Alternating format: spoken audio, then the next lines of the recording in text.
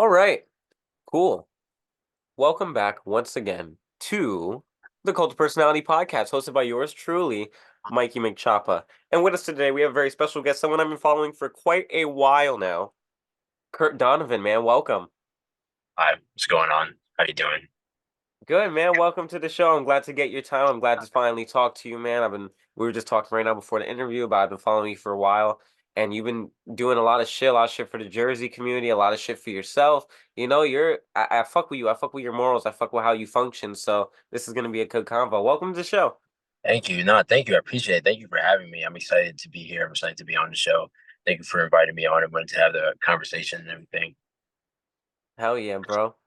Yeah, man. This shit's about to be fucking lit. What I like is that we're both community oriented individuals. I've Yeah. watched you I've watched you since you've done the Come As You Are shows, and that was always very about like come as an individual is very like unique to everyone, don't like switch up yourself to impress anybody. It's just be yourself, Yeah.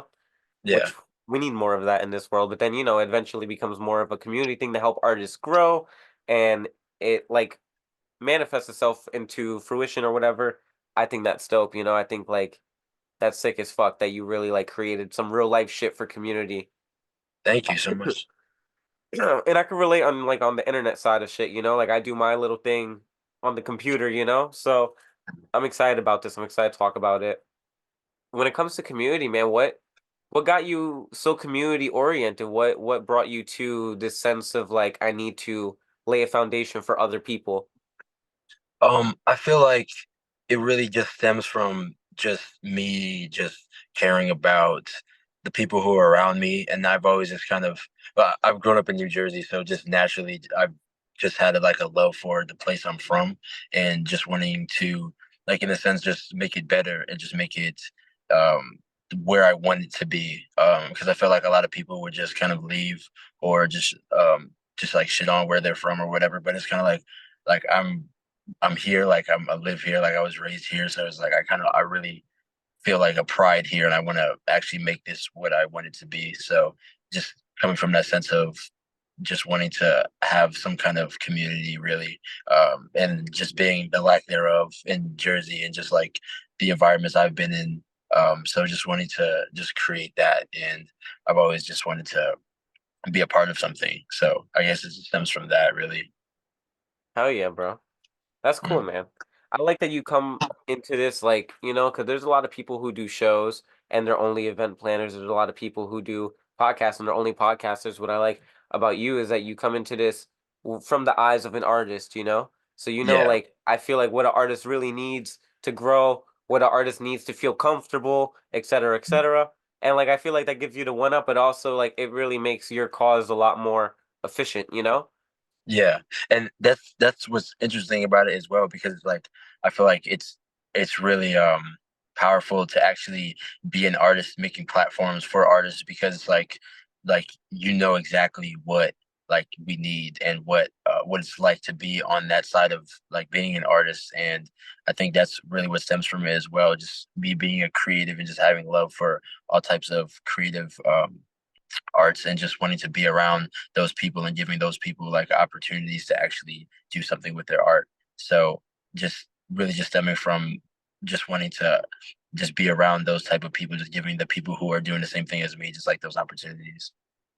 But Hell yeah, bro. just being that artist aspect just helps like knowing exactly what it is like if I was to kind of make events that was kind of in a different niche or kind of a different realm other than like creative like artistry, um it might not be you might see that as like inauthentic or like or that person might just be in it for the wrong reasons or whatever. But I feel like when it's actually like for creatives by creatives that it's really more likely to be a genuine kind of It understanding kind of thing. shows it's like a passion project. It's like Yeah.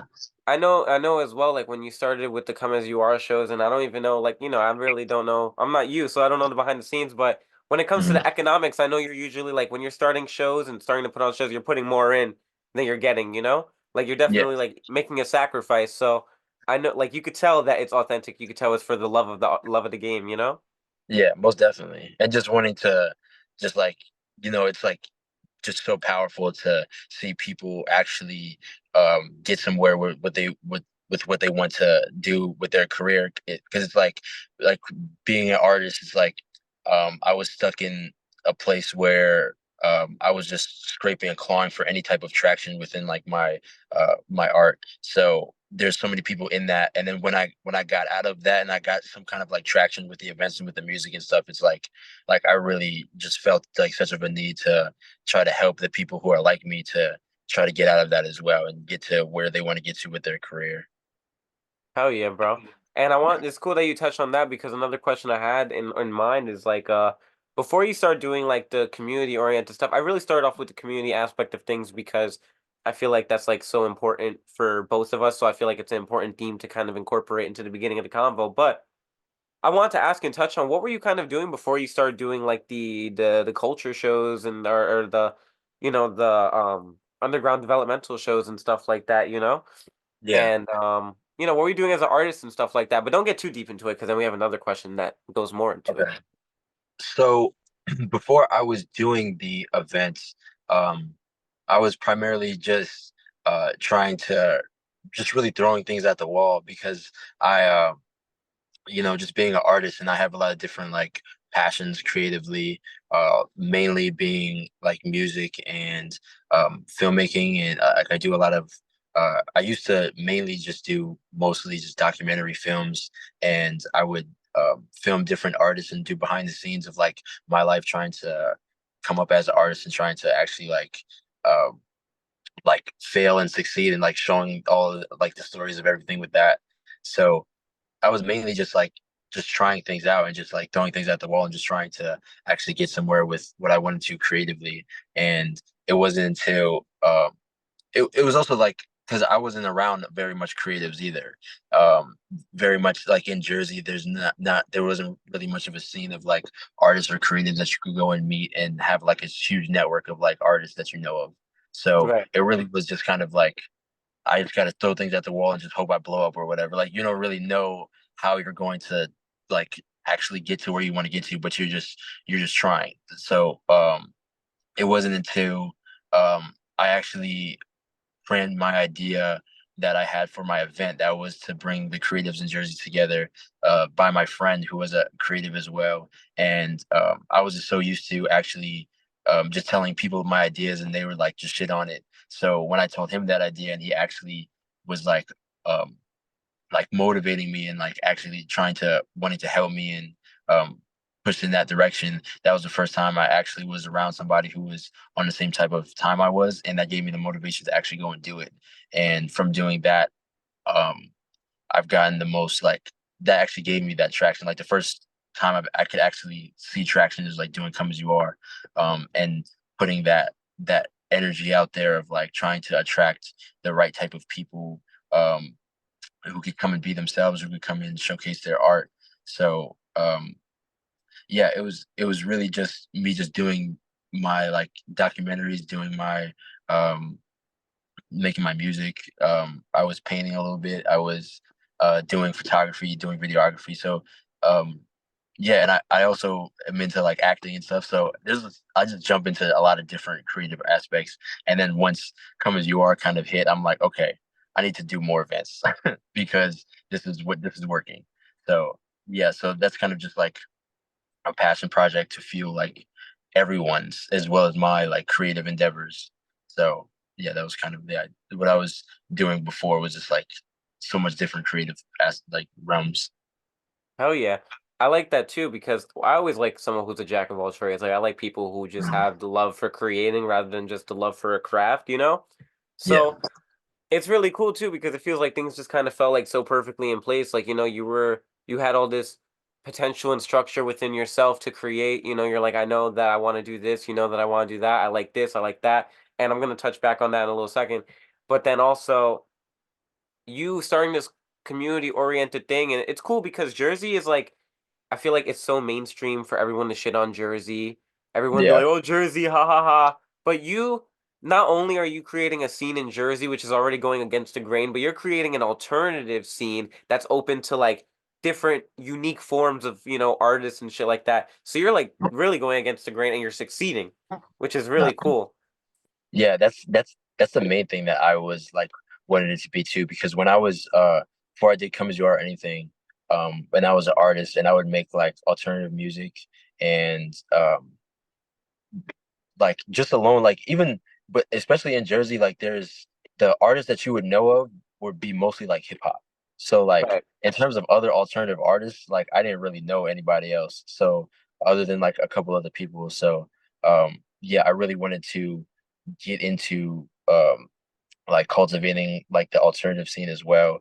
And that's what I love about how like Come As You Are and like UD shape because it's like it's so many different genres. Like it's alternative, it's hip hop, it's like there's bands, there's you can just do any genre. So I love the fact that it's just so many different genres in there, especially like because my music is more in the like alternative lane. So that's just like perfect for me. And like that's just something that I wanted to see in Jersey because like South Jersey and things like that, they have like a dope like basement fucking bands shows and shit like that. So like they have like Jersey has a cool like band scene, but like in terms of like newer like alternative acts and like blending genres and like blending like hip hop and like alternative and having those having it like a melting pot, like those melting pot events are like where it's just underground artists with within every different genre is really non-existent.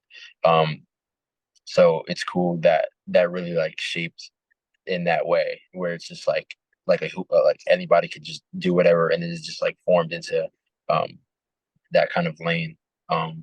Yeah. Yeah, I mean, it created so many opportunities not only for like the people that, attend the shows and like patrons and stuff, but you as well, like a networking thing. It's really cool.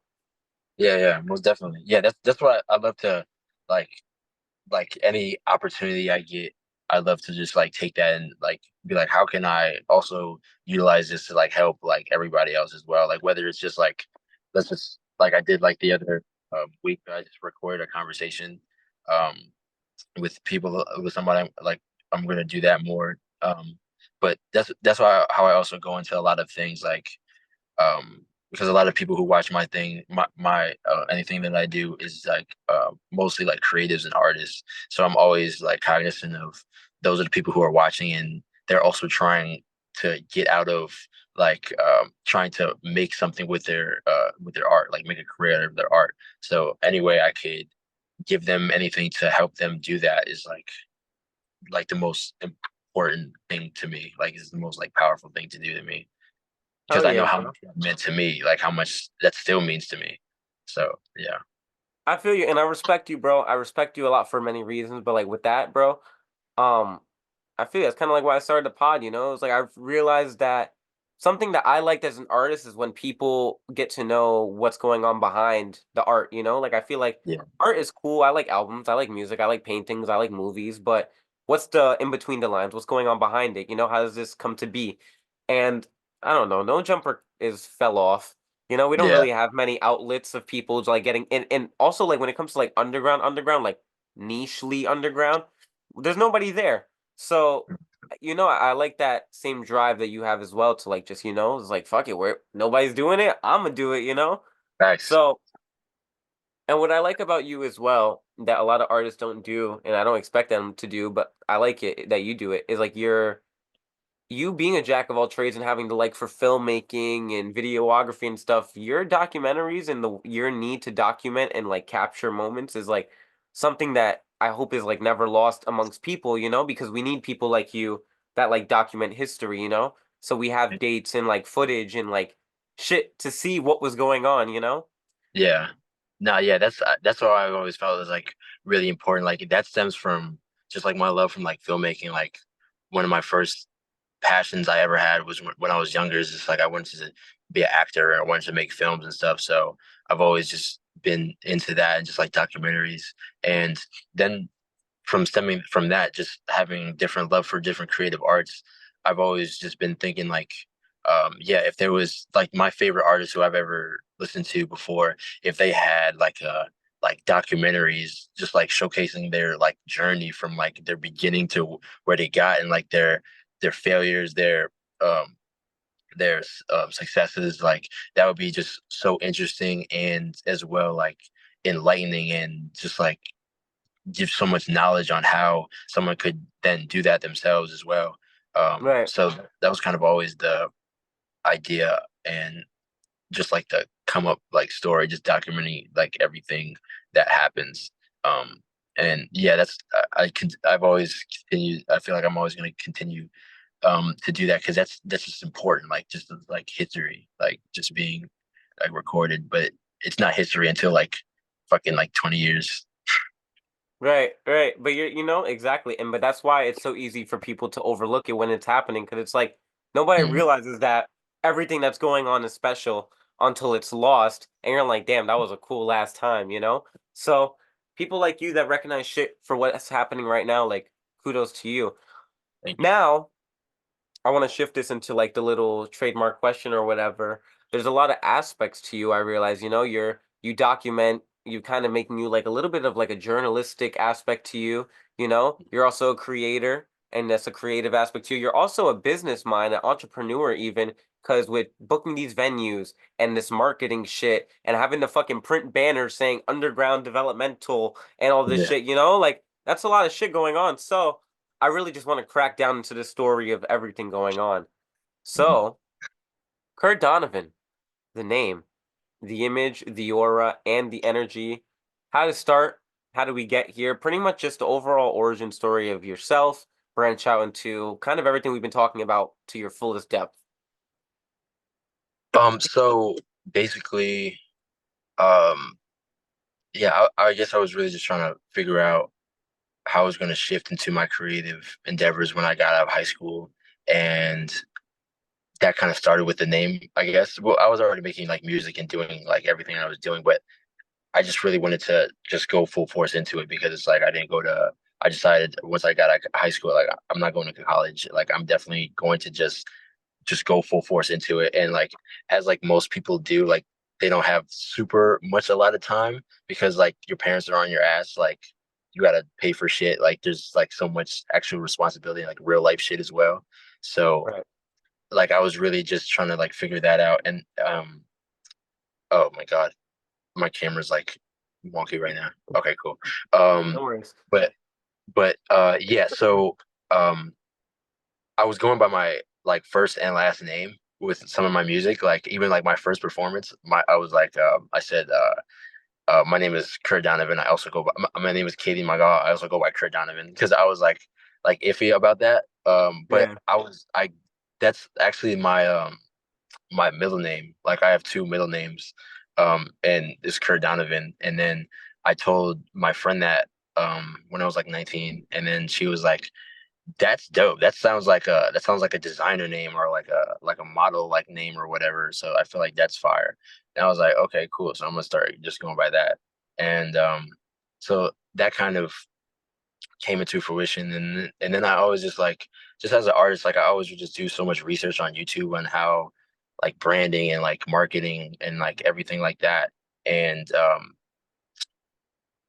it's just really like interesting how like everything works. And I just feel like just the person who I am is just the most like authentic, and like to just really just have your branding just based on like your like character and your morals and like what you believe in, and like things like that. And that's where I've always put like full force of like myself, I feel like, into everything that I do, or like the things that I like believe in. And like I've always kind of just wanted to um what really drew me to a lot of like creative shit and like music is just people making music that's really has a lot of meaning into it. And just it could like I really look at art as like really powerful. Like there's so many people who when I grew up who were like, oh my God, like X or like Lil Peep or whoever is like stop me from killing myself. And like that's a very powerful statement. Like that's an Right. incredibly like I would look at that and be like damn, like that's if you look at like life or whatever, like what's the purpose of life, what's the meaning of life, like I feel like what's a very like impactful thing to do in your life is just to positively affect people's lives. So Right. I feel like if you could do that within like what you already are like love doing, like I feel like that's incredible. So that's what I've always just tried to implement like within everything, just like how could this positively like affect somebody, or just like be some kind of meaningful to me, or somebody who just like understands this, and then they could take that and like feel better because of that. Yeah. So yeah, I feel like it's a lot of just becoming who I am was just really just like figuring out what I wanted to even do just like in life, and just like putting that into everything I'm doing currently. Hell yeah. Yeah. I fuck with that, man. That's cool, bro. It's cool that you let your like personal experiences and like, things in your personal life kind of like come full circle and like help everyone around you, and like I like that Yeah. you also get a little philosophical with it and talk about, what your interpretation of life and like what you feel like you're meant to do here. Cause like again, like I feel like I carry a lot of the same themes into what I do. And with music, especially with art, I feel like a lot of people in our day and age very much overlook how powerful art really is, and how it's like, I don't know. It's crazy. Like we're I could get into the whole conversation about how powerful humans are and how we're specifically like taught to limit our power. But like singing and all that shit, bro, is like so powerful. Art in itself is so powerful, and the fact that you like recognize that and you apply that value to what you do and how you carry it, how you approach it, how you treat it, is like not only is it cool to talk about, but it's very validating for anyone who falls under you in your scene, anyone who you yourself, anyone who's listening as an artist, is like I could trust this guy because he cares as much as I care about art. You're not just doing it for like clout. Yeah. No, exactly. And that's like I feel like that's the main part of like everything is just like like the main foundation is just like everybody's just being just like a good like person. I feel like just like knowing that who you're like dealing with, and like the people you're associating with are like we all just have the best intentions for each other type of thing. Like I feel like Right. that will last the longest. Right. The things that are authentic definitely like have the most longevity. Like it comes to like I don't know my realization over and over. So it's dope. Yeah. It's good that you have something real and powerful because you're gonna go a long way. That means. Yeah.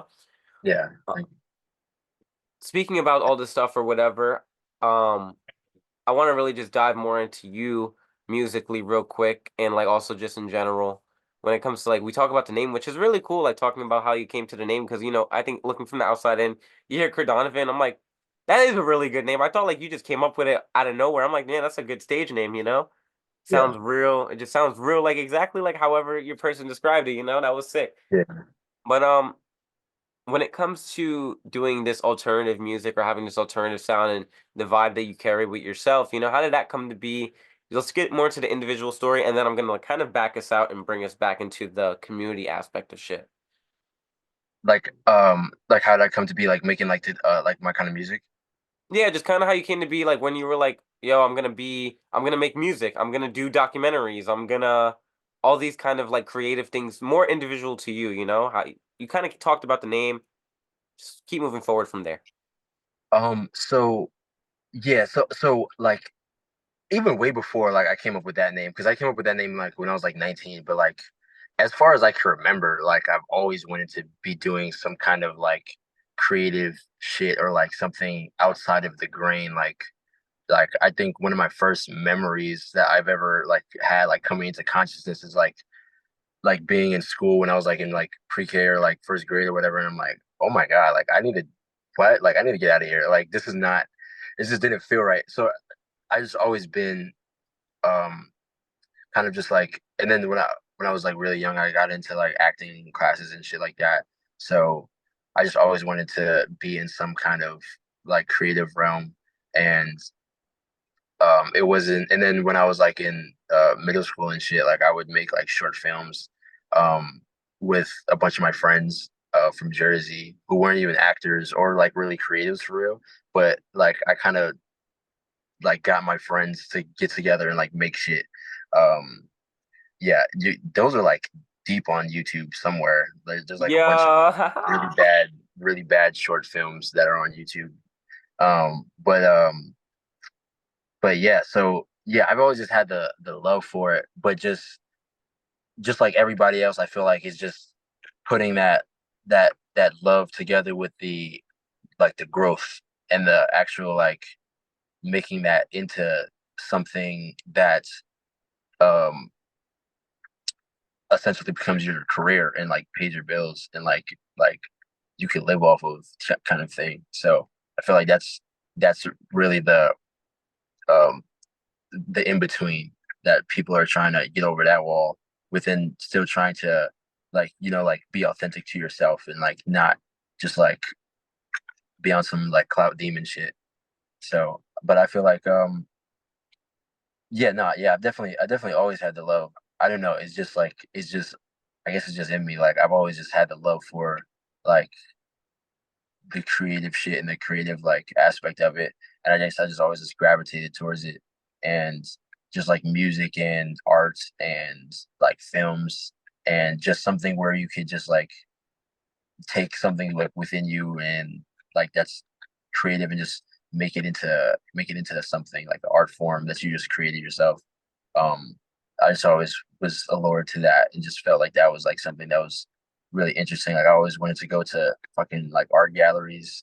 And one of the first times I went to New York when I was little and went to Washington Square Park, and there was like artists and like dancers and shit, and I was like, oh my god, like this is fucking amazing. Like yeah, I guess I always just like kind of just felt like that was what I needed to do and like that was my like calling.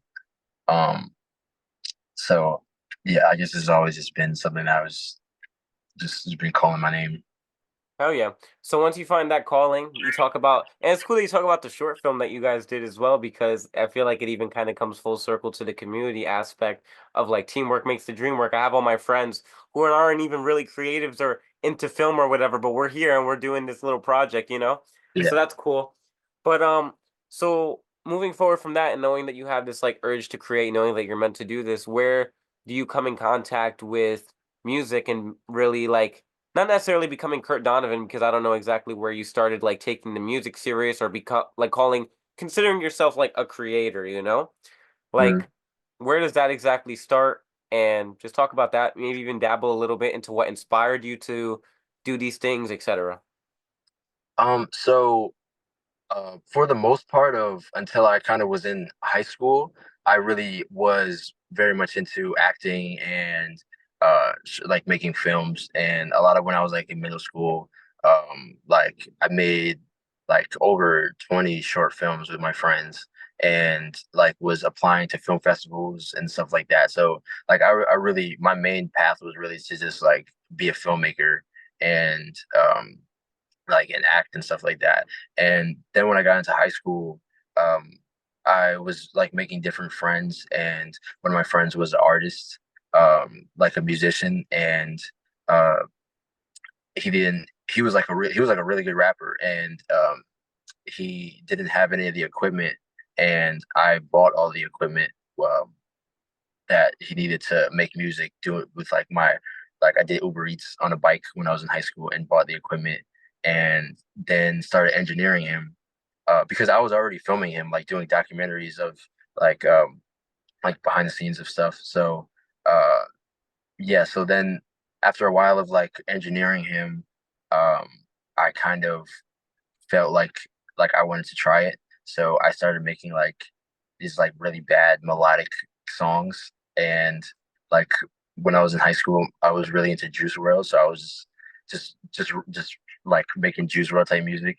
And um yeah, so I guess that kind of started my but I wasn't really taking it super seriously until like the end of like high school is when I started like really taking music seriously and like trying to get out there like music wise as well.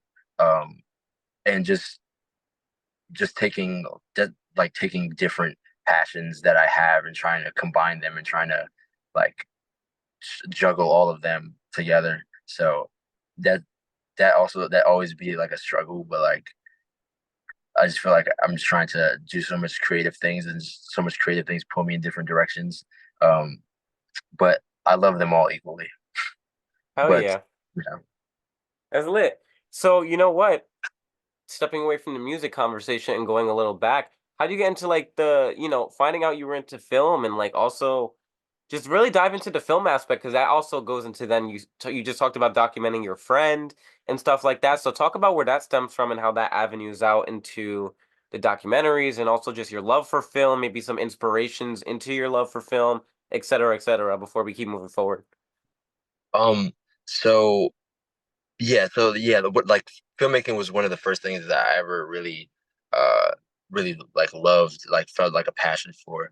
Um, I think it's also just because of my like when I was like younger, I used to like love so many different films, and I used to just be really intrigued by like I would just break down in my head how would they do this, and just like it's always just something that was like really enthralling to me. So I just kind of was like, okay, that's something that I feel like I wanted to get into, and um my aunt, like a couple of my aunts are actually actors, and one of them was doing like an acting class when I was really young. So I got into that.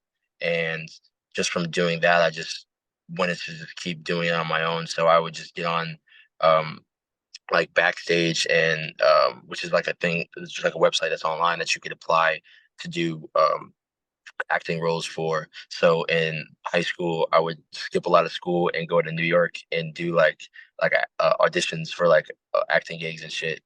Um, and as well as just making my own short films. Um, but yeah, when I was really young, my dad bought a camera, like a DSLR, a Canon, to to take pictures like for family pictures and shit. But uh he wouldn't really use it. So I would take it sometimes and put it back, and it would after a certain amount of time, I would just stop putting it back, and then just be taking pictures and taking videos, and I want to say that's maybe like 2010, 20 like 2009 kind of time, and I was like 9, 10 years old. So just like really just fucking around with that and just trying to just get into actually like creating. And I guess that was the first time I really actually was trying to get into more of making the films and taking the pictures. Um, and that was really more of like what I was more interested in. And I just kind of just was drawn into the um that also stems into like documenting and stuff like that too.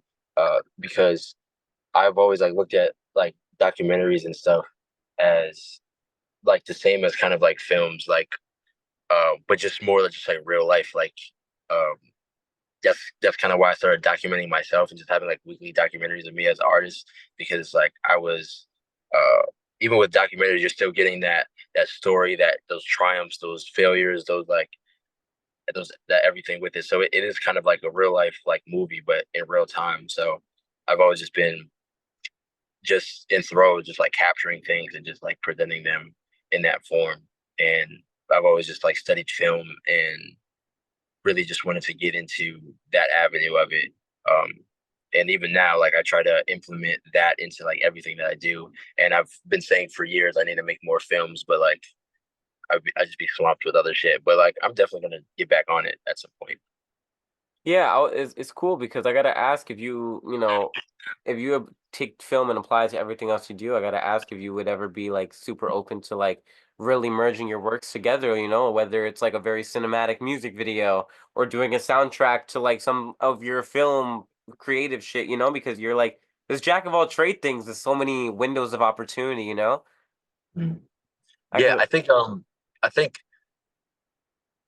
I think a lot of within like every creative, I feel like they're every creative thing that they do kind of bleeds into each other in some form or fashion. Like even within like the UD shit, with the UD events, I we used to do a lot of skits, like and have people come to like the studio, just pull up somewhere, and it would be like an artist who's performing. And as for some like promotional kind of material, we would have them do like act and like shoot it like an actual film. And I remember the last one we did, which was like 6 months ago, something like that.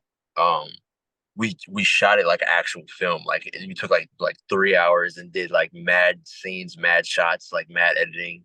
And I was like, okay, I'm doing too much for this like promo. Like if we're gonna really do this, we need to make it like a film. So that was the last one we did of those. But yeah, I feel like it just everything just complements each other as well, because like you got to take like what's your strong suits and apply it to what you want to do. And that's what also makes it um like you're pushing the envelope because I haven't really seen too many like we started doing the I started doing the skits for promotion for like Come As You Are. And when I did that, I never really seen somebody do that before. But that was kind of just me blending different things that I loved with each other. So Right.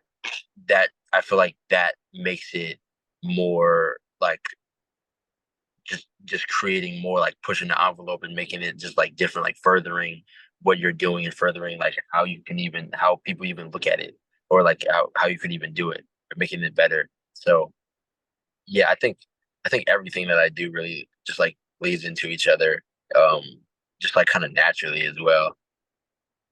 Hell yeah, bro. I like that. That's really cool in the sense of well, yeah, I guess you can really expect that with anybody, even like me, you know, like I do this and I do music and my music's very commentary as like esque, you know, and it's like this is all Yeah. commentary. But with that, I think it's cool, even like with the way you talk about presenting your other brands and like the way people perceive it, because I feel like when you put in so much work into like so much time and work into all your shit, like people take it so much more professionally and so much more serious. But the fact that Yeah. you're like into like the film aspect of it, like that has to do with like it automatically being higher quality than someone just being in front of a cell phone camera for their promo, you know? And like Mhm. people take it super serious. And I think that's cool. I think that's dope that you put that work in, you know? Thank you. Yeah, and I think it always shows when you put like that extra effort into it and just like really just go really all out into just like presenting it a specific way and just like it's always going to show just how much work you put into it by like how it's presented and how it looks. So Oh that's why I yeah. always take a lot of pride into like if I'm making something where people are coming in, they're we're gathering like and it's like my event and stuff like that, then I always have like a pressure within myself of this needs to be a certain way. And I get that, I guess, because I'm like very OCD and I just like things to be super neat. And like I grew up like around my mom who's like very like she likes things very fancy and put together and like nice. So like I'm just like very if things don't look a certain way, I'm just like, okay, we need to change this. So but I love that I have that in me because it's like then it eliminates the factor of like you have an event and it's just all just falling apart kind of thing. Yeah. As a filmmaker, as a documentary maker, I gotta ask, what are some of your favorite films and some of your favorite documentaries to watch yourself? So when some of the first some of my favorite films when I was growing up were I used to watch a lot of Spike Lee movies as well as Quentin Tarantino movies. Like I loved like a lot of Quentin Tarantino movies, like with the style and with the like direction and the dialogue as well, that it felt like really natural with a lot of things. I guess that's also why I like documentaries too, because I like films that are mad um realistic and mad just like I mean, that's how I feel like is the best acting as well, and the best like films as well. That you're like we're watching it, and not for a second do you believe that they're not acting. Like you believe that this person is who they're portraying themselves to be. So Yeah, like that's why I like um documentaries as well because it's like I guess it's just really like how you film it as well. Because like like with films like you write it all out like you're trying to like you have these characters say these specific things and it's um you set up shots like a specific way and have like that story and have those triumphs and those victories and those fails and stuff. But when it's just like documentaries, like you actually have to like just find that story within what's already going on. So that's why I really like that aspect as well. And I feel like it falls into the same cloth. And if I am to make short films, I really want them to be very like raw and like there's a lot of directors who you have to say every single word that's on the script and shit like that. But I kind of like more of um, having a script for a base and really allowing like people to fall into their characters because that makes it like a lot more natural. Like if that person like believes they're that character and is like now speaking as that character, like that might come more natural than what you wrote on the page. So Right. yeah, that's why I just like documentaries a lot as well, just because like you're interviewing that person, you're filming that person. Like it's not like no, say it like this. Not you have to have more. No, that's them. Like that's literally who they are. So it's like Yeah. you don't have to. You just have to figure out how to capture that and how to like get them to like communicate like those things on camera. Yeah. But yeah, so I just think both of them are just. I just have a love for just both of them and just capturing those things that you just create and just a lot of like I really love like I'm an old soul. Like I love like old films, like 70s films like Taxi Driver and like uh um I forget the name of that movie. Oh my God. It's a Martin Scorsese movie. Oh, um Raging Bull. Even though that movie's kind of wild, like I like a lot of films that are like just allow you to observe characters like in their natural like state and like have a lot of like long takes and yeah, I just really like very natural kind of films and like documentaries and stuff like that. That's cool, man. I like that. I like your taste, especially with the Spike Lee and Quentin Tarantino. I know Quentin Tarantino is like quite popular, but even like checking out his films, I feel like there's still like if you're not like a film head or like into art, like it could be an acquired taste, and that's dope. Like I fuck with that, and I fuck with that. You like that. You apply that. Like these, I like how you communicate that you apply all these things to your work. Like that was really cool. Like I didn't even have to ask. Yeah. Um, that Yeah, was I sick, think man. That I was sick. just take like that's what's interesting. Like I be taking stuff that has nothing to do with art and just like translate it to what I'm doing and because I feel like everything like correlates in a way like because we're all at the end of the day we're all humans and we're all figuring things out that is like similar even if it's not like a event or like a painting or something like that but I feel like you could take lessons from like people in like a completely different area of like field completely and just like take something from that and apply it to what you're doing and that could very much help or like transcend what you're doing into like an even better space so that's what I've always like been kind of like a force of habit like just taking anything and just applying it to how it can like benefit like what I'm doing as well and also with the films as well like um more now. Like I really just watch. I love like all like H24 movies, because just like style wise and character wise, it's like yeah, those are, I just love like independent films, like really like like passion projects, like really something that you could tell that's just like emotion in it and drive in it. It's not something that you just made just to for like a just to get like a big box office well, like turn around. Like something that's actually made from the heart. That's the films that I really love. Yeah, A24, man, though they're like they number one, like it's funny because I'm not in like the film loop, so to me they kind of came out of nowhere. But they came out of nowhere with like banger after banger after banger. Like I like Uncut Gems, I like mid-90s, I like the whole fucking Maxine trilogy or Pearl or whatever the fuck you want to call it. And like a lot of cool shit. I like that. The independent films are cool, and the fact that you talk about like the character development and shit, I feel like it's cool that you talk about independent film and a film company that I feel like lets their actors fill their roles kind of naturally and lets I've watched like a lot of behind the scenes shit for like mid-90s and you see how they let these skater kids be themselves on camera and it really translates the movie a lot better because it feels so authentic. You feel like you're really there. And I feel like that's cool that you talk about that because, of course, you're going to apply that to having to make documentaries and having a camera on you and making people feel natural in front of your camera and in your scene and stuff like that. And I could even relate as a podcaster, I have to have people on a microphone and feel the same kind of natural and comfortable to translate something, onto Yeah, about into art or into commentary or into whatever. So that's really cool, man. yeah, not yeah. I love like kind of like translating like different things into each other. I feel like that's what really helps like see things like clearly, like see things a new way. Hell yeah.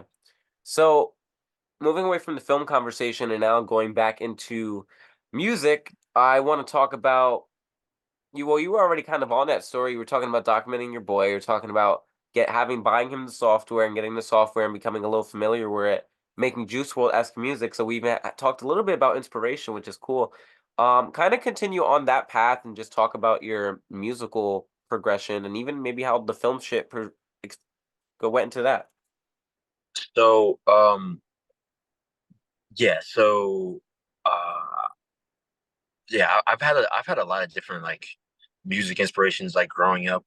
Um, two like my two most being like when I grew up, I listened to a lot of like alternative music as well as hip hop music, mostly like older shit. Like I really just love like older shit, like '90s hip hop and like fucking like Nirvana, and, like '90s like grunge music and just like older like Pink Floyd and shit like psychedelic stuff. So just like different like rock, um, um, but yeah, so then when it's like coming into like high school and stuff like that, uh hearing like artists like that, like Juice WRLD, like where it's like really like new age and it's like blending of genres and I never really heard stuff like that before. So that's what I really kind of saw that okay, I feel I can I can make stuff in that lane or make music that's like within like something that I've been inspired to make. So I made stuff like that, and I made like other stuff. And after just really just starting making music, uh, I really just experimented with mad different music and different sounds and stuff.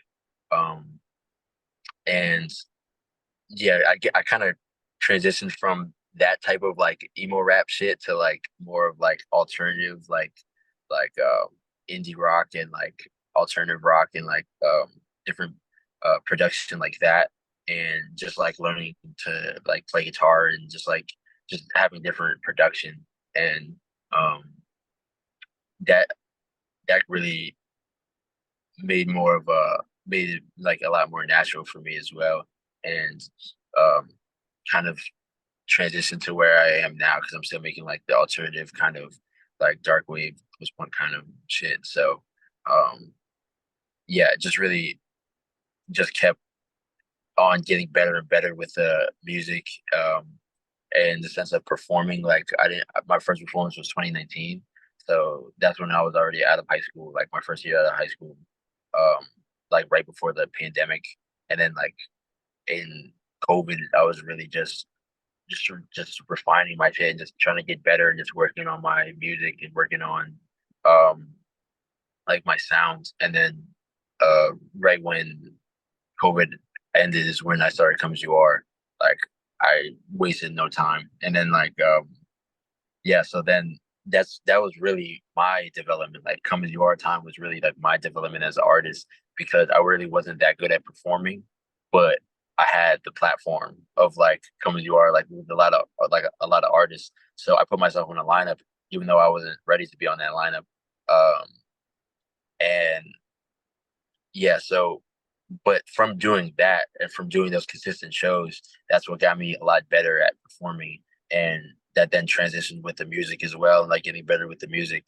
Um, yeah, and that's what really inspired like UD is just having that mindset of like, okay, I have this platform where we're focused on the big artists, but it's like there's a lot of smaller artists, just like how I was when I first started, um, who don't who aren't at this level yet, so they need to develop. So that's what kind of got me into starting UD. And but yeah, so my like journey in terms of, like music has been like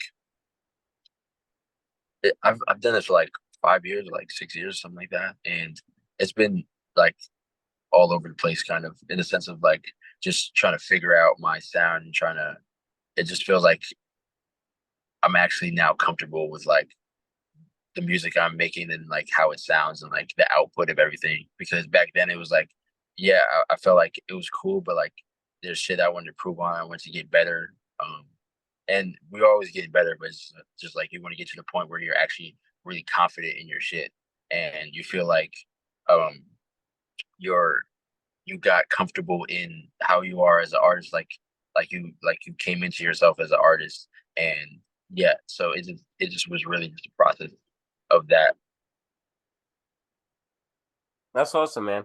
Um, that's really cool. I like that those two coincide. I mean, I could only expect them so, but it's cool that you kind of like created your own tool that you helped utilize to improve, Yeah. which is cool. You know, it's like very independent. You know, I feel like it's even like you creating this thing. A lot of people go to your shows and go to these things to use that same tool and utilize that same tool to improve on themselves. And you're like, you know, you made it for yourself, which is cool. Well, not made it for yourself, but you used it for yourself while also making it for others, and I think that's cool.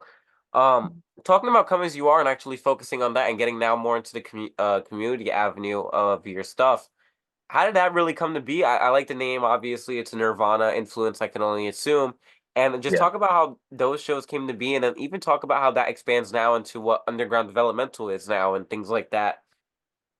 So I had the idea for Comes You Up for a long time, and I just, I was just a really small artist, so I just didn't think that I would have enough like pull to even do something like that. But like I had that idea because when I just being a small artist and first getting out of high school and stuff, like I would go to a lot of different shows and try to get my name out there and try to like meet people and stuff like that. And I wasn't really a fan of like a lot of the stuff that was going on. Um, and it just felt like everything was just very like divided, like in terms of Jersey, and just like there was no real like together community or scene of like artists and stuff like that. And like so yeah, I just really wanted to positively affect um the place that I was at, within the artists and stuff like that, because I always wanted to be around different creatives and different artists, and like um so that's when I had the idea for doing an event that brought everybody together, and my name for it was Come As You Are. And that stems from like my love for Nirvana as well, but I've always loved that song because it's like like there's so much meaning to that, just that one, like just those words together, like it just means so much. And I feel like I wanted to put so much meaning into the event because I wanted it to be the opposite of the shit that I was going to. And um I want it to be like a fucking like a dream for like a different creative or like an artist, whether you're like first starting or you've been doing it, like just something where we could actually come together as artists and be like good to each other and be supportive to each other, and like come together and like build each other up and actually have a cool ass creative scene of artists in Jersey where we all are tapped in with each other. We all know each other. We have cool like parties where we go to, and like creative shit where we go to, and actually help each other get to where we want to in our like creative endeavors. Um, and the idea for that was just having different artists from different cities in New Jersey, like the biggest artists from every city in New Jersey, uh, on the same show, because it was very divided. Like Patterson people was only fucking with Patterson artists, like Jersey City artists only fuck with Jersey City artists. Like it was very divided like that, rather than like taking those little scenes and putting them all together and like actually having a big like creative like pool in Jersey. Right, So that was the idea of Come As You Are. And then um just naming it Come As You Are because it's like that's what I wanted it to be. Like everybody could come be themselves and express themselves and not get like judged for like who they are.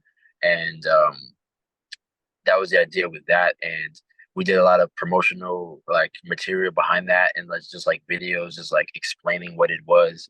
And um that was just like the marketing that I did behind it, and like I wanted to attract like a specific demographic like people. So right, um people who wanted to come and like actually have that supportive nature and like have that community aspect to it, and not just um like I would go to other shows and people just come like for themselves or whatever, and it would be like a somebody performing, and if they don't know them they'll just like walk out or whatever. Like there's no real like true community support. right, So that was one of the main aspects of that I wanted to have with it, is just like regardless of who even is performing, I want people to be able to just come just because um they want to meet people, they want to develop, they want to like get better and like get on the stage and get their work out there.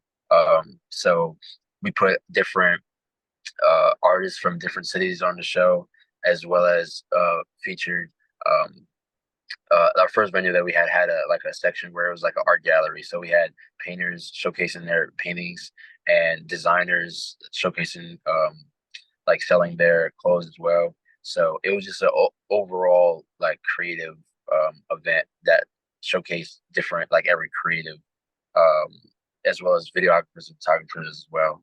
Um, and all those lanes are aspects that I've like delved into. So I guess it's just like serving every like aspect because I know how it's like to like I've tried everything. So it's like I wanted to everybody who's in every lane is really all the same in the sense of like we're all in that pool of like creativity and we all um It's a common can love.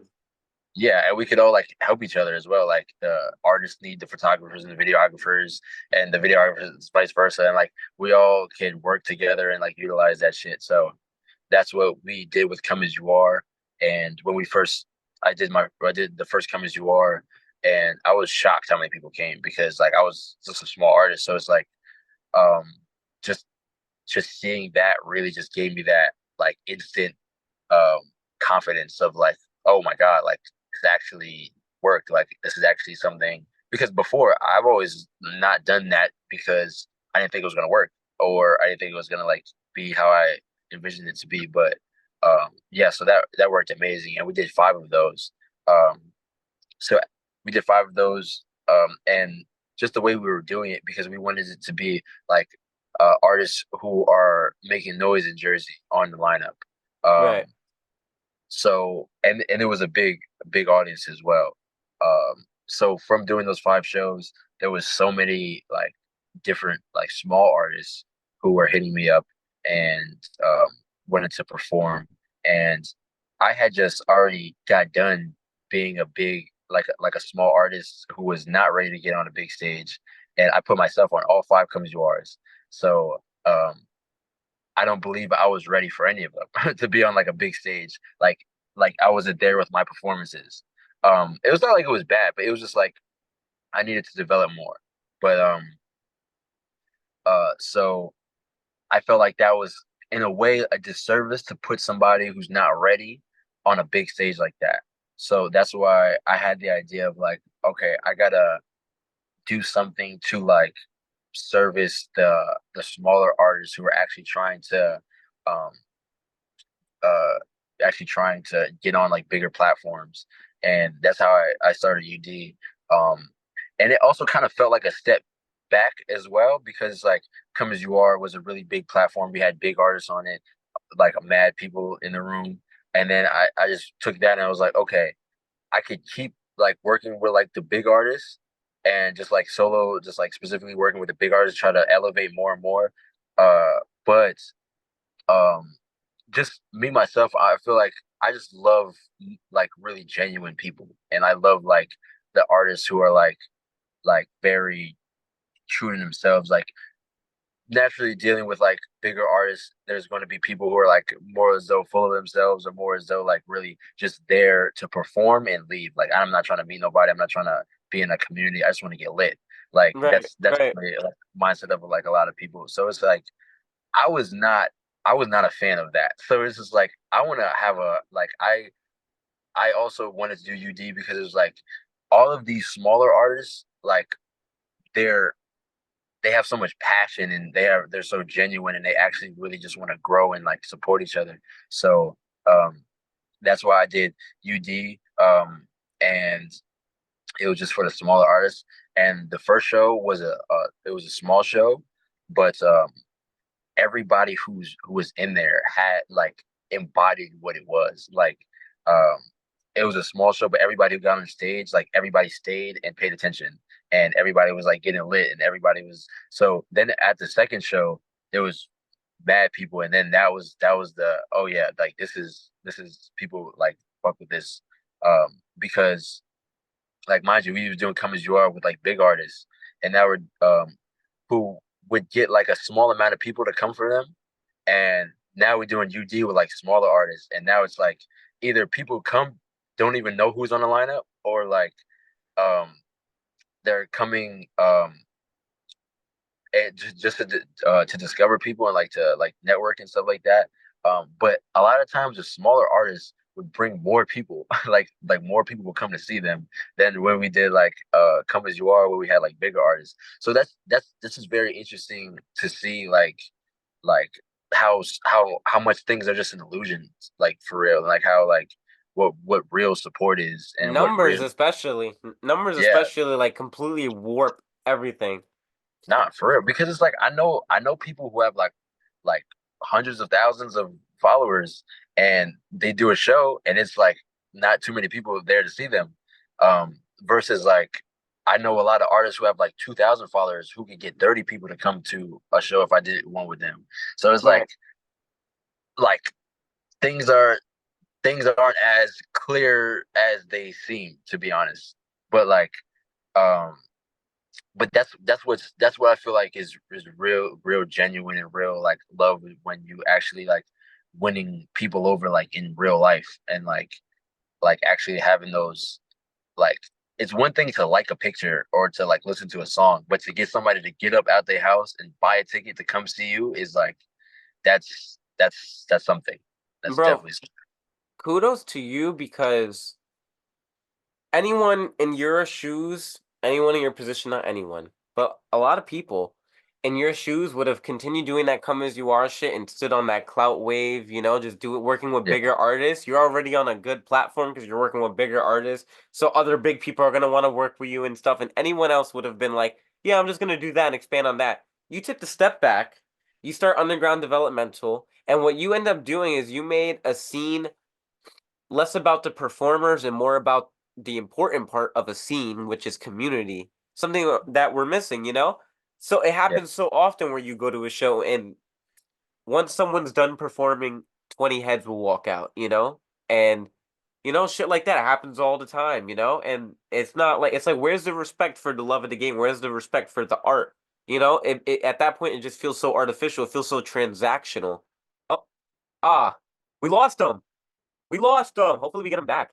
You think his phone died? Well, that's the first time it's ever happened on the pod. We'll get him back. We'll get him back. Anyway, I was gonna say that audience out there, it feels very transactional when uh people carry themselves like that.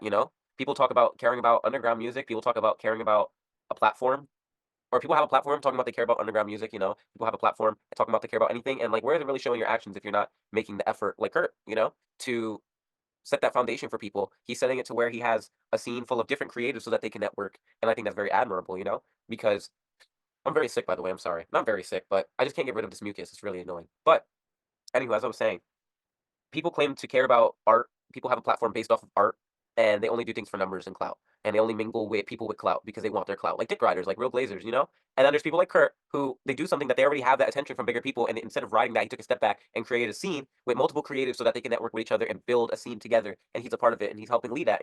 That's always the more honorable, admirable, and real way of approaching art is to not only do it selfishly for yourself, so I can make money and I can get a record deal. I mean, of course, people want that, but make sure you do it for other people as well. It's cool talking to Kurt, and I hope he comes back soon because what I like about him is that sorry, I'm getting a little brain sidetracked. What I like about him is I can resonate with him a lot. A lot of the reason why I started the podcast was to bring people together of different kinds. I knew that I didn't want to only interview artists. It started off as that because my friends are musicians. I was a musician when I started this, but I knew that I wanted to expand and interview people who did clothes and people who just create, people who do clothes, people who do music, people who do film, people who do painting on a canvas. I just like people who have the urge to create so that we can all know of each other and like network and link up. Like it's dope. It's really dope. Ain't that cool? But yeah, that's all I have to say. I just don't like artificialness in music. I think it's really lame, and it's something that I talk about a lot on my social medias. But if you don't follow me on social, you just follow the pod. Then it's something I kind of dabble into. I just don't like authenticity or inauthenticity in music. I like authenticity in music and in art in general because art in itself is supposed to be a reflection of like things that are authentic, whether it's feeling, whether it's events, whether it's history, right? And that's how you make it powerful when you capture real things and turn it into something beautiful and fictional and da da da. And a lot of people are just clout demons, like he said, and you're never gonna get anything real or like real longevity out of that.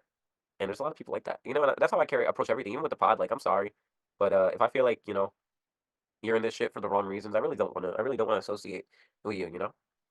Real shit. And that's why I try to interview. Like when I interview people, bro, like these people, they always talk about some shit that I could relate to, some similar shit about community or about whatever. And I think that's sick. Yeah, I think it's sick. think it's cool. Personality 2024.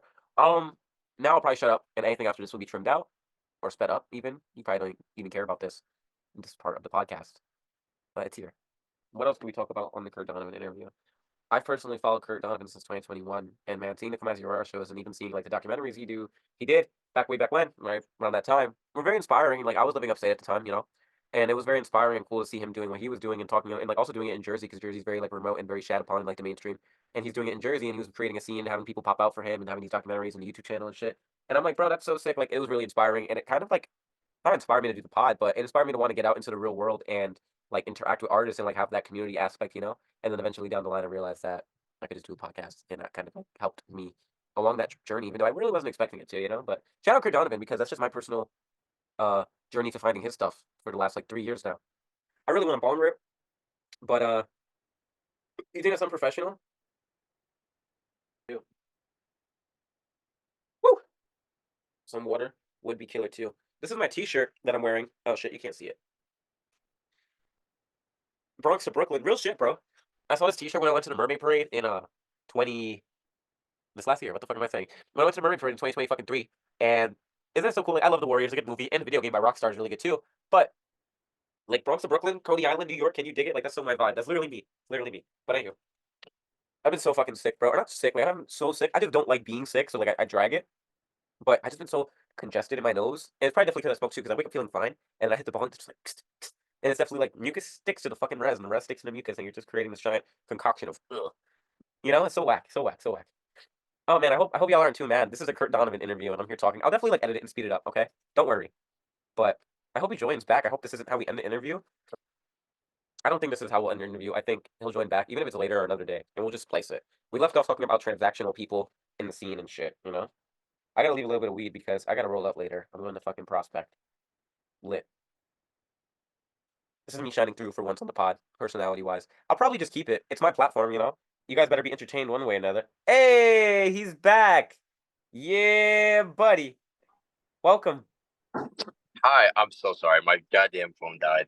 I figured it's okay. I've been talking him up this whole time, and I'm glad you're back so the interview won't end like on a cliffhanger. I'm gonna hit the bond, and then we're gonna leave off hit right where we Wow. leave off.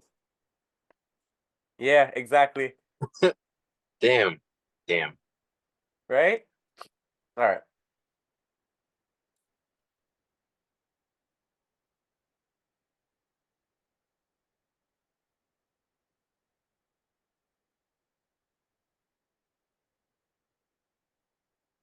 Oh my god, you took the fucking baddest rip of all time. Alright. Let's get this shit. So we're back. And we were talking about last thing I was saying is just pretty much like people who come into scenes and don't care about the community aspect of it. It always feels so artificial and so like transactional, you know? Or when people like come for only the artist that they like and then they walk out after they Yeah. perform. Yeah, It's like, what are I you always there for then? yeah. No, yeah, I never liked that because like, I mean I've been on the receiving end of that, like performing and everybody walking out or whatever, especially like it's sometimes we pay to perform, like pay like hundreds of dollars to perform, and then you go up and perform and they fucking walk out like wow, like that shit is like that's hard. But it's like like artists really like at the end of the day, artists should be getting paid to perform, like trying to get them to that point where it's like you're actually making money off of your shit and um not just someone's trying to actually like just pay to get on a show or whatever. But yeah, so but at the end of the day, it's like I feel like it's really with it really shows who's behind the show for real. Like it's about like the mentality of the people who like are doing the show because like and the people who come too. But I feel like if you market it for those right kind of people to come and support and try to get those people who you want to get in the building and not only solely focus on who's performing, um, and trying to draw people with that, then it's like you're gonna have people who are actual like supporters of the show and the cause and like what you're doing rather than just coming here just to listen to music, which is dope, like which is a great aspect of like because that's like shows like you come listen to music and shit like that. But it's just so much potential for so much powerful like shit you can put within your whatever you're doing that can further you along so much further and just make it that much more powerful and like potentially like save somebody's life and shit. Yeah, I fuck with that, bro. Like you're so real. And while you were away, I was just like talking about how much I fuck with you on that level because it's like there's so many art like I don't know, like you shouldn't handle music artificially or like for like if you want numbers and you want to be popular, be like an entrepreneur or something. Start a company because people come into art and treat it like a company or like a business and like obviously to aspects there is aspects of business in music and in film and in shit like especially marketing and stuff, but people treat it like a game, like a competition, and I like that you talk about loyalty and you talk about really, like, creating something special and something moving rather than just something big, you know? Yeah. Yeah, that's really like the most powerful. Like just making something that's like it could be I'd rather have like a fucking thousand people who are like so hardcore devoted to like what we doing or like passionate about our shit than like a million people who are just kind of here just for like the clout just because you're like popping or whatever. Like I like that real shit. I feel like a lot of people do too. And like I didn't see that until I marketed my shit that way, and then it's like people like that, like you, or like other people like see it that way as well, and that's why I fuck with you as well because that's how I see your podcast as well. Like I watched some episodes as well, and I feel like you're very like genuinely like about it and um like you care about the ins and outs of it and like the who the people are and like their what they're doing and stuff like that. So I feel like that's mad powerful to not only just give people a platform, but know like have that intention of like what you're saying behind um like the interview and just like what you're getting out of that person kind of thing. Yeah. Yeah, absolutely. Thank you, man, for, like, actually thank you for checking out my stuff, and thank you for, like, paying attention to that extent, you know? Thank you. That Of makes me course. happy. Yeah, it's real shit, bro, like, I definitely, like, am it sucks because there's, like, 2 it's a double-edged sword because, like, I fuck with genuine people, and I always want genuine people on the show, so when I find genuine people to have on the show and interview, like, it's so dope, you know? But then it's like a double-edged sword when I see people who be like, "Yo, I wanna hop on the show," and I'm like, "Alright, like, let me go through their stuff and see what they're doing," and, like, I don't ever judge, you know? But, like, I do have, like, intuition, and you can see people who handle things differently and people who carry themselves differently, and even people just talk to me differently, you know? Yeah. And, like, I never like an ego motherfucker, you know? And you see people, and you're just like, "Yeah," you know? So I have to be picky sometimes, you know? And that's the Yeah. double-edged sword. It's like that's a negative. I have to be picky sometimes, but But it's I feel there. like that's always good though, because it's like um not everybody in the world is like on that same like wavelength or on that same like mission or like goal or whatever. And like, sometimes it's not right all the time kind of thing. But it's good to be cognizant of that because like say you were to put somebody on it who's like completely like not on the same type of timing as you, that would kind of be like well that actually might make for a great conversation, I'm not gonna lie. but like Yo, yeah. but but yeah, but no, I feel like it's good that like who you are and who you want to be around, and not just like, oh yeah, like fucking if they're gonna get my shit more up there or whatever, like let's have them on whatever, like actually caring about who that individual is kind of Yeah. thing. That's Oh real. yeah, bro. It's a good luxury to have. Like when I started the fucking podcast shit, bro, like I mean I got lucky and I interviewed a lot of people that I wanted to interview, but sometimes you'd have people hit you up and you're like, okay, I guess I'll interview you because I have nobody to interview because I'm new. But like now I have this like luxury to where I'm like, hey man, would you like to be on my podcast? And people are like, yeah. So it works Yeah. out. It works out real well. Um, but moving a little back into something that I talked about while you were away, like the fact that you have so many different creatives just for the love of creating at your events and having the people all network and know of each other is really cool. How did that come to be? Like I see, dude, you have people from vendors of clothing, you have people who do canvas painting, you have people who do podcasts, you have performers who do music. I can only you probably have more that I'm forgetting or not reaching on, How did that come to be? How did you tap into all these avenues of media and incorporate them into your shit?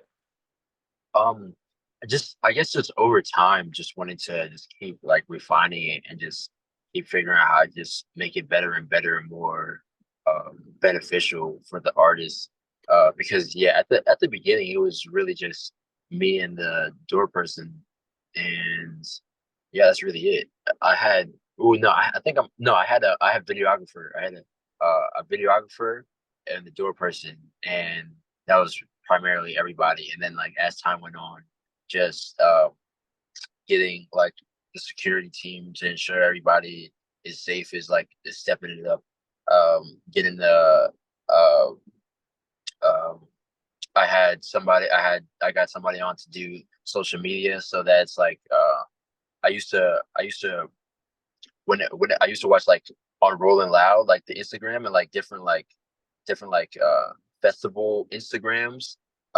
They would just like post content as the performances happen, like such and such just hit the stage, and it was like a video of them like showcasing that. And I was like, that's like I feel like that's something that I want to utilize within like the shows because that's that's just instantaneous traction more for that artist as well. Like not only they perform, but you're getting put on a documentary and you're getting put on the social media and the after time like I added the podcast as well. So now artists can get on the podcast and get interviewed. So it's just like adding more things onto it where it's just like just for that just coming in the door you can leaving this event you can go up so much as an artist in so many different aspects and avenues than when you came, and that's like the entire like goal of that, just having that where you can like just like having that funnel for artists to where they can just come here and just like get better because like I just always had that whole goal of like I never was really somebody to want to chase people just because um they obtained like the things that I want to obtain in sense of notoriety or numbers or whatever like that. Like simply because of who that person is. Like I'd much rather take somebody who's a dope ass, genuine ass, like really good like artist and help them and give them the tools that they can use to get to that point as well. Um, instead of like instead of yeah, so I always wanted to have like create a system like that, like some kind of like blueprint for that, and just as time went on, just Some making may even call it developmental. no, facts, facts. At one point, we had a therapist in there. I want to get that at um, that more often because, like, even developing like that comes in all aspects. Like, not even just music. Like, a lot of the time, I'll speak about like it's way more before you even are delve into the music. Like, it's way more important that you're like good in yourself, like you're doing the right thing and you're taking care of yourself. Like I care about the people more than anything, more than just like even before the art, like my first worry is like just that person because um like you want to make sure that everything like is not only safe, like a safe space, but um but I actually care about like people like their safety and like their like making sure that they're doing the right thing and not just like fucking up their like career, like fucking up um their life or whatever. It's yo, people like you. We need more people like you in music scenes, or more people like you leading music scenes because, or art scenes in general. I keep saying music because but I say that because like I had the conversation with my boy the other day, or I always have the conversation with people where there's a lot of self-destruction and self-destructive behavior in art scenes, in many art scenes, and it's kind of like I know it goes hand in hand because we have a lot of people like a lot of good art comes from people who are struggling and a lot of people who are dealing with life, just human life. Life comes with struggle. and we go and do things to cope, you know. So there's people who, take substances, and there's people who in general just whatever behavior. The fact that you even take the initiative to cater to mental health at your shows and stuff, and talking about having therapists there is like, it's something that I've never heard of before. I was gonna say kudos to you for having security as well, because there's a lot of shows where there's a complete lack of security and there's a lot of weird people at Yeah, shows, unfortunately. So like, kudos to you, man. Kudos to you. yeah, that's the number one, like, most important. Just like making sure, because if we're like saying like actual safe space, like wanting to create actual safe space takes a lot of effort, because like if you have an open like a thing where anybody can just come through the door, like that's a risk. That's like you don't know who could come through that door. So it's like you want to be prepared for whatever and really ensure that that is a safe space. And but yeah, like yeah, I've always just just looked deeper into like people, because it's like if we're really just like a community and like a family of artists and shit like that, like I'm looking at everybody like family, like actual family. So if like somebody's like looks like they're like going through it or whatever, or like really like going hard on like drugs or whatever, or like just really just seeming like they need to not be performing right now, then it's like that's more important, like to figure out like to get help in that aspect and to get like better in that aspect, um before even thinking about performing, because um like you don't want to I don't want to just like put somebody on the stage and there's something more important that needs to be dealt with there. So it's like and like everybody deals with shit, so it's like I feel like just having people there, like we're about to start doing UD again, in the upcoming, like probably in the next like 2 3 months, um going to get it started again at a new venue. And I'm just like been going over different new ideas that we could implement, because I do want to have like a consistent therapist there. Like we had therapists maybe like 4 or 5 times. Um, but I want to get somebody who could be like very consistent and come like to every show, because I feel like that's very important. And like just not, I mean, not necessarily like security, but like people in the building who are like um could like make sure that things are okay within everybody, because like even like with security, like security isn't like security is protection, like it's not vibe control, like but like I feel like I want to have some kind of situation where there's like people in there who are just in within the crowd, just making sure that things are not, because like a lot of the time, like if there's somebody weird in the spot, like you don't hear about it till after the party. Oh yeah, this dude was like doing this weird shit and doing this weird shit. So like I really want it to be like very like the safety is like the utmost in priority, and like within Yeah, I everything, need like like a undercover security, like earpieces with a hoodie on in the crowd. Like, not facts. Because I also like grew up around just like all women, so just like my protective uh instincts are just like OD. So it's just like if we're no, that's gonna facts.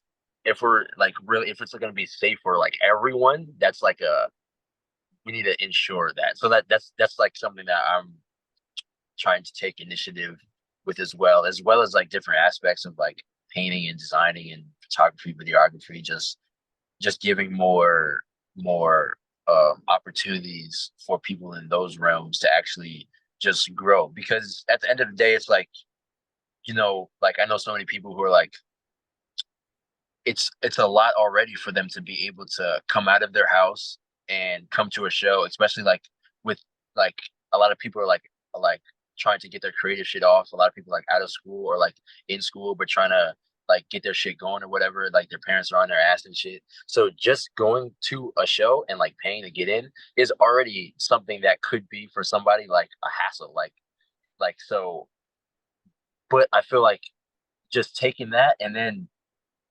making that the place where you could actually come, and that's one of the most beneficial things you can do for your career. Like I feel like at that point, that's more than an event. That's more than like a show. That's like a I don't know even know what to call it, but like that's just something that's just really like transcendent for somebody's career, just like very beneficial for somebody. Like I just really want to make it like a fucking It goes even crazy. like beyond a scene. It's like you're creating a family, like a second home for someone, like a sanctuary.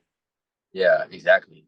Yeah, that's that's the that's the best way to put it. I feel like because that's what like there's artists don't have that. You know what I'm saying? Like artists don't have like more or less. I feel like a lot of artists become the artists who are like in it for themselves because that's probably all that they've ever been given. Like there's so much cutthroat shit. There's so much like people like if you try to book like a lot of big artists, like you're gonna find a lot of artists really don't give a fuck about your show and just give a fuck about themselves, like getting money or getting on a big show. Like they could care less about community. They care like there's a lot of artists like that. So, Right. but I feel like, but as much as there's a lot of artists like that, there's like probably like triple or like fucking 10 times the amount of artists who are really just trying to like get into like a community and help other artists and support and shit like that. So I feel like I'm really trying to cater to those artists, and that's going to breed a lot more artists who are actually like trying to be more supportive of each other rather than the artists who are trying to just look out for themselves because yeah, like I said, I feel like a lot of the artists who look out for themselves are really just products of the environment of artists looking out for themselves. So it's kind of like, Yeah, it's like the cycle continuing itself. yeah, but nah, yeah, I always hated that shit. So I was like, all right, let's figure out how to rework this system and like make it so that it's it's like a better reality for artists. And even like with like the shit that we're doing right now, like even like documenting it and putting it online, like that that also helps like you don't even need to be in New Jersey or New York. Like you could take this shit and be in like fucking Texas and like utilize that within your scene. And Yep. so it's kind of like that's more than just like I want to help change the creative scene like entirely like as a whole. So especially like in Jersey, like but yeah. So Creative mind, man. Yo, bro. You're you're good on you, bro. this Good shit. on you. I was talking a little earlier when you left in when your phone died. I was talking about how I would watch your stuff when before I did the pod and when I was just doing I wasn't even really doing music because I was taking a break from music. I was kind of like in between shit. And I found your shit and I watched your documentaries and stuff and I'm like, man, it's cool that like I saw someone getting active in Jersey because I was living in like West Bumblefuck, New York, and I'm like, bro, I need to get the fuck out my house and do some real world shit. And seeing what you were doing and seeing you documenting that shit, I was like, it gave me like a push, a motivation, an idea even of what I should do to like get somewhere. And I never really been a part of an in-person scene, but I realized how important community and like reaching out to people really was, and it worked out. It just works out. That's dope. No, I'm so glad that you did that, bro, because like yeah, like even like with me, with what I said with like my friend who motivated me to do the events, like I feel like it's really just that spark that got to be unlocked in you to just like be like, all right, I'm doing this shit, like I'm really putting everything into it. So no, I'm glad that you like are doing this shit now because like I'm sure like all this shit is gonna like completely pay off for you, just like capturing all of this shit. Likewise, likewise. I'm trying. I'm really trying. I think it's cool. I like creating, man. I like artists and I like art and like I'm happy that through this podcast I can make a bunch of friends and acquaintances who all have the same mind and approach towards art or even if it's not the same approach, the same love for it. It's beautiful. It's a beautiful thing. I'm very blessed and grateful for all of this. Yeah, no, that's just sick. Yeah, and that's the one thing I've like found too. Like that, like definitely creating like the different platforms really open up like different worlds, and that's what I found was like doing the different avenues and shit like that. So the shit is always sick to just open some shit up and just like delve into it. Hell yeah. Yeah, bro. This shit's dope. This has been a dope conversation, man. Um, I really wouldn't want to like drag it out or anything more than because I feel like we touched a lot on like everything really importantly and stuff. Or actually, I have a little bit more questions. So when it comes to we touched on the past and the present, and we touched on like kind of like all the aspects of what you've been doing and stuff, film, music, the shows, etc. What do you got exactly going on? What do you have exactly planned for the near or far future when it comes to any three of those avenues?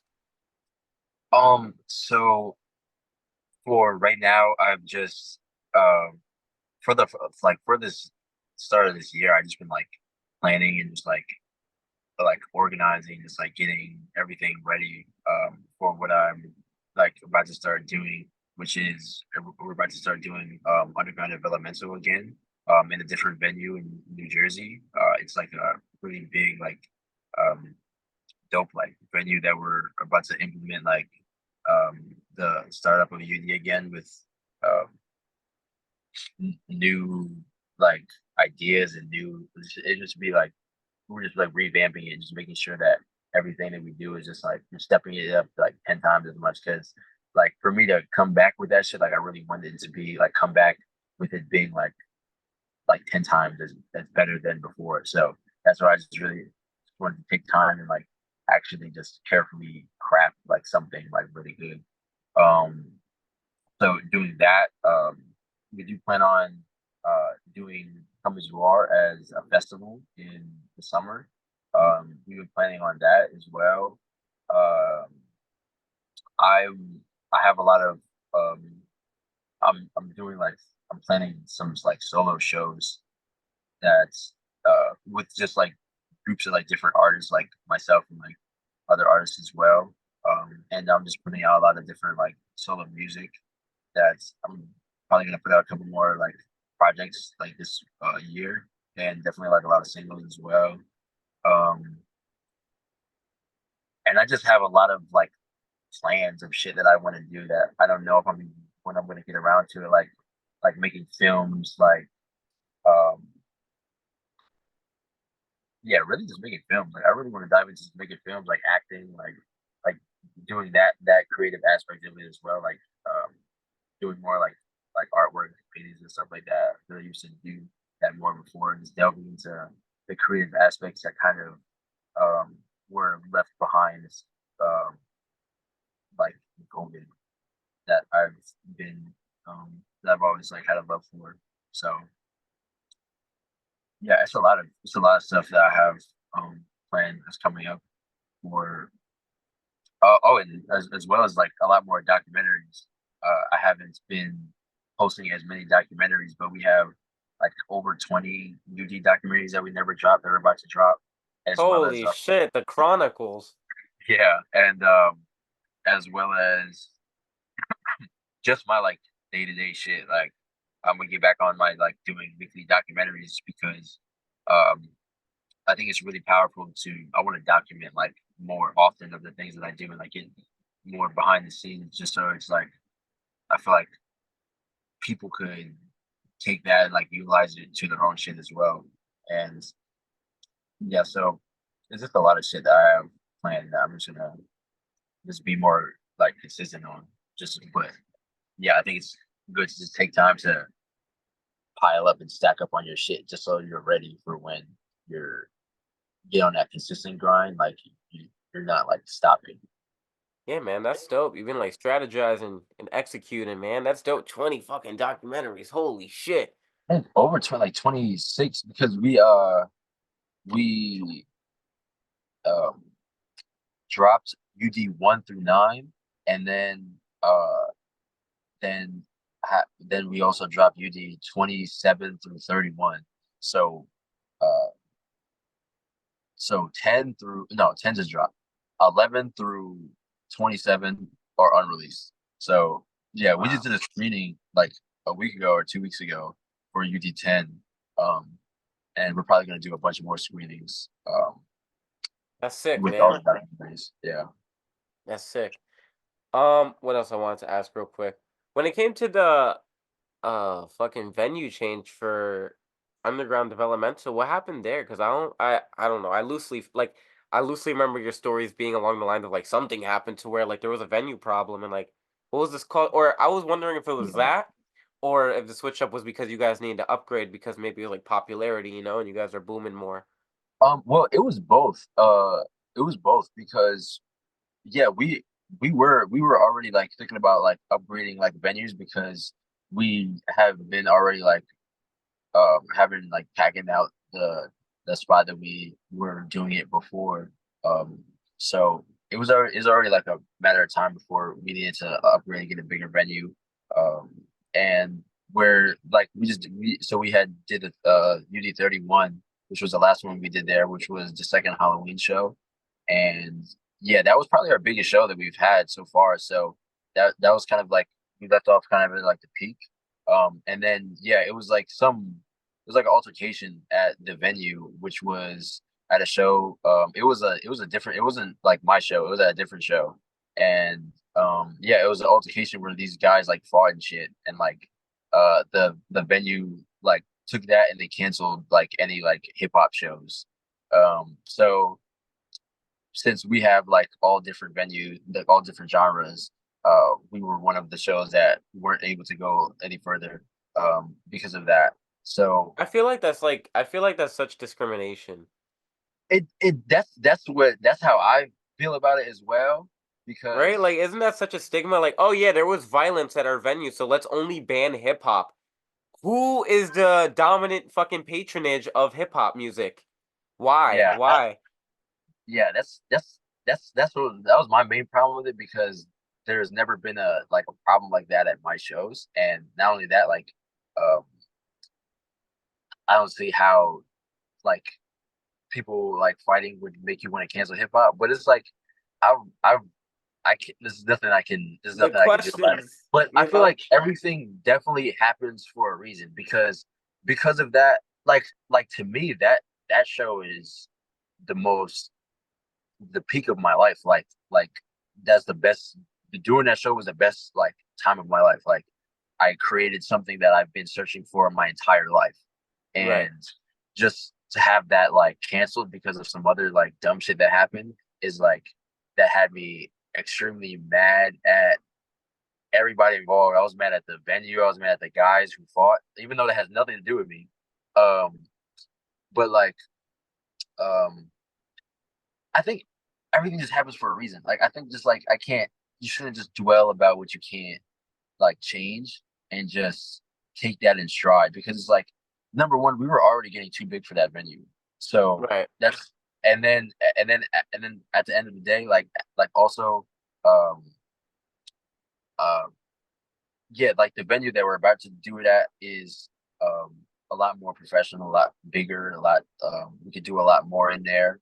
Um so I think it all really just works out. And I think like just doing the right thing and like having the right intentions and like being like shit works out like because like right after not too long after we weren't able to do it at the B Locker anymore I was contacted by someone who had like a really dope venue and it was opening up and so now we're planning on like opening it back then and it's even better because now it gave me time to actually sit and look back and like really plan it better and make it even more beneficial for artists and like um really just take the necessary time to just work out the kinks because like for the last like since UD started like it was 6 months where it was three shows a month and it was 6 months where it was two shows a month so it was never there was never a time for me to like to sit and like be like all right let's structure this better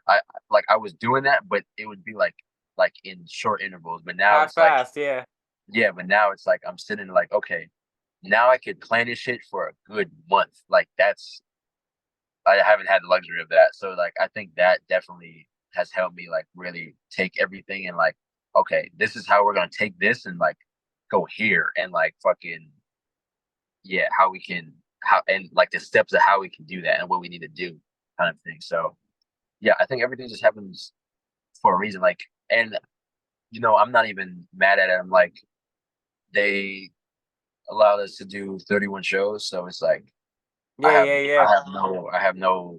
It's whatever. Like, yes, it's very discriminatory, but like, I'm not even about to sit here and like He's like, I'm bash minding it. my business. Whoop. Yeah, facts. Like, it's what like everybody know what it is. Like that statement alone, like, is already like you know what the vibes is. But like, it's like You're on to I'm just bigger and appreciative. better things anyway. Yeah, facts. I'm just appreciative that they like I could even do what I did there because that changed like my life. So That's facts. awesome. Yeah. Hell yeah. So now I feel like this conversation has been so lengthy and so full and so awesome. Like this was a great episode, bro. Thank you for really coming on and giving me this time. I know like you guys are doing repairs in the office and stuff. So like, Yeah, yeah. and I shout out appreciate it. that, I would talk even more about how the office came to be and stuff. I mean, how did that come to be? Talk about it real quick.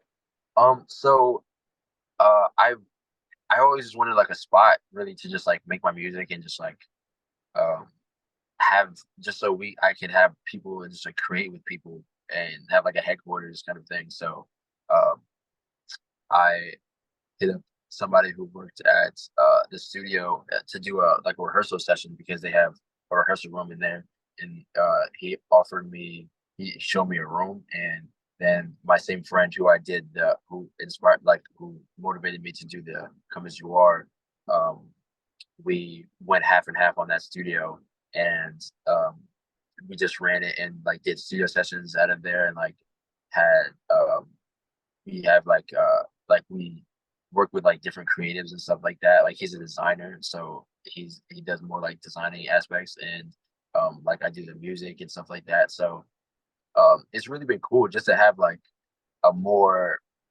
uh like I guess like organic like way of actually like connecting with the artists, because like with me doing the shows and stuff, I'm running around, I'm like working on shit, like hosting and stuff like that. So I like that I have a space where I can just like have like artists in there as a community and really just kick it with them and really just like conversate with them and like make shit with them. And that's a big reason why we just took the like there was like a wall that like was in between the room that and we just took that wall out so that we have more space for like community shit and um like when we do like screenings, and we plan on having like events where it's just showcasing like different artists and stuff, like small events and stuff like that, like gallery events and shit. So we just really want to make the space more um accessible for artists to grow and just like make it um yeah, just like refining it more and more to just making it like a place where like creatives can come there and have the same impact of how they do at like UD or like Come As You Are. That's So yeah, sick. yeah. That's dope. That's really cool, man. But yeah, thank you for touching on that. I really don't want to check on any more of your time, but that was really cool. And I know I saw it in your story. So I was like, let me talk about that real quick. But now, leading to the wrap up of the pod, before we wrap it up, I just want to ask if there's anything that we should have talked about that you feel we should have talked about because it is your interview. It's how you're presented. So if there's anything we didn't touch on that you want to talk about right now, now's your time. Um, I guess I just want to touch on like where like what how did you like what do you want to do with the podcast? Like what's your inspiration, and where do you want to take it? What do you want to do with it? Like what's your main like My big inspiration with the podcast shit, right? There's so many aspects of it. But my big podcast inspiration, bro, is like I'm really into punk rock and I'm really into like the old 80s hardcore shit, like SST records and like Discord records and like all these like punk rock kids starting their own little companies because they couldn't really get facilitated anywhere. Like I just like that idea and that concept. So with the pod, I like thinking of it like that, like a very like an independent way for artists to express themselves, but also for me to express myself because I have a lot of opinions, not only revolving art, but also revolving like politics and the world around us and shit like that. And that also kind of factors in with like the punk rock aspect of it. And so where I see it going with all these inspirations and shit, hopefully, is that it just continues to grow and like I just continue to have people like you on and it because what I like to think of the podcast is like a web, like a networking web. So like we just all know of each other, you know? It's like, "Oh, I saw this guy on the Cult Personality podcast," you know? So people know of Kurt Donovan and people know what he does in Jersey, and then you were on the pod, you continue watching. I interviewed someone from California. Now Kurt Donovan in Jersey knows of so and so in California, you know? Yeah. So my goal is just to have more people more associated. I just want more people to meet through the pod.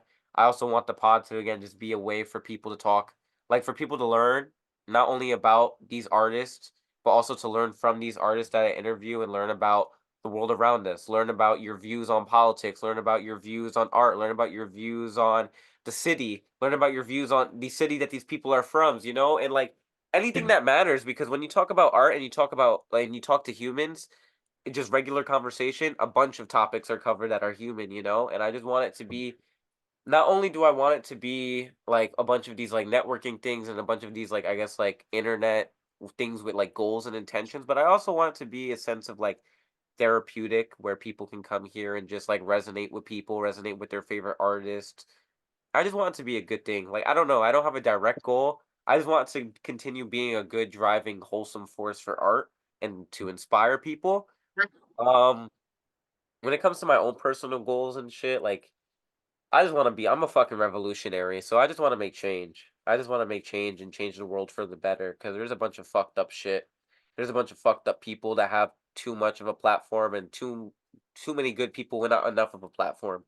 So I just want to like balance out, you know, what I think is should be balanced out in the world and in art overall. But no, I love that. I love that, and that I feel like I I feel that as well. Like the revolutionary, like trying to like change the world for the better, like in some form of fashion. So I feel like that's always going to be like a good thing, like a good like wholesome like outlook on everything. So I fuck with that heavy. Yeah, man. And it's not only, you know, I don't only like I don't limit myself to only artists too. Like I mean like the main thing is to have people who create.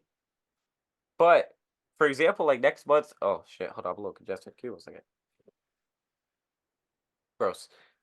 Next month, I've been like really into like my Taino shit, really into my native history shit. I've been really looking into that. Next month, I'm interviewing this lady that I really look up to, and she's like, not only is she a folk singer from DR, from the Dominican Republic, but she's also like a native, like activist and like, cultural, what the word would be like.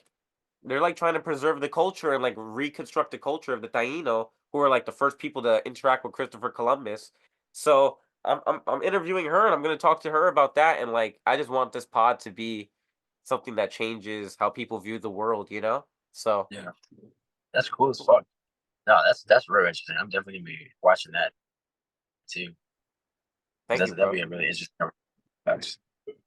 Yeah. So thank you for asking. I really appreciate when people switch it back on me because then I get to talk about like what I'm working on and what how I feel about shit. Mm. Last time I had Yeah, insight to talk on this platform, like my friend interviewed me, and I really just didn't. I was so busy like with the changes of life that it was hard to like even talk about what I was doing. I have a better idea now. So thank you for asking. of course. Yeah, no, I was interested as well because yeah, that's like I just be interested like about like the back. Oh my god, about the background of people and like what they have going on and like their inspirations and stuff. Thank you, bro. Yeah. Hence why I'm so drawn to you, though, bro. There's a lot of that community shit in this shit, bro. But now that we got that out the way, final question done. Not really, not the final question, but like the wrap up little question. Now, pretty much, there's one last question I have for you, Kurt Donovan. Thank you for giving me the last like 2 hours of your time. This has been a great conversation. Kurt Donovan, what do you have going on the next day, week, month, year, century, uh, or decade, century, millennium? And it doesn't have to be art related. It doesn't have to be anything related to what we talked about. It can be what you're eating for breakfast tomorrow. Just give us the what's going on. Um, think tomorrow and the day after that, and then every other day that I'm walking on the earth, I'll be trying to do something that's transcends the world and everything in more of a positive and loving and uplifting way. Anything I'll be just trying to make everything I've touched better in general. And I I like think that. And I think if I do that for the rest of my life, I'll be okay. Hell yeah. That was great. That was the perfect way to just sweep it all up. Yeah. Now that we got that out the way, I will do the little outro that goes a little like this. This was the Cult of Personality podcast hosted by yours truly, Mikeymcchoppa. And with us again today was Kurt Donovan. Thank you again for all this wisdom and all this great convo over the last 2 hours, bro. And even with the little hiccup in the middle, man, it was a great, great episode, bro. Thank you All right. so much. No, thank you so much for having me. I love this podcast. I love the conversation we just had. Appreciate you so much for having me. Oh yeah, bro. And I guess, and even knowing that you have like a liking or you pay attention to podcasts, because not everyone's in the podcast route. People like all the vendors and stuff, but podcasts, it's too long, it's too lengthy. Sometimes people don't have the attention span. But the fact that I know you cater to this demographic and these people and like what I do. Thank you, man. I Oh really yeah, appreciate you. of course. No, yeah, I love like having conversations. Like I listen to podcasts all the time, so like I love doing it. Thank you, bro. But hell yeah. Thank you guys who listen on SoundCloud and Spotify and all that good shit, and those watching on YouTube for watching all this time. Happy Mikey Monday. I definitely know who I'm interviewing next week, but you guys don't need to know. Peace in the Middle East, free Palestine. What else is there to say? Man, peace, love, and hair grease. Good fortune to all. Man, thank you again. We'll wrap it up now by clicking this little button on the computer.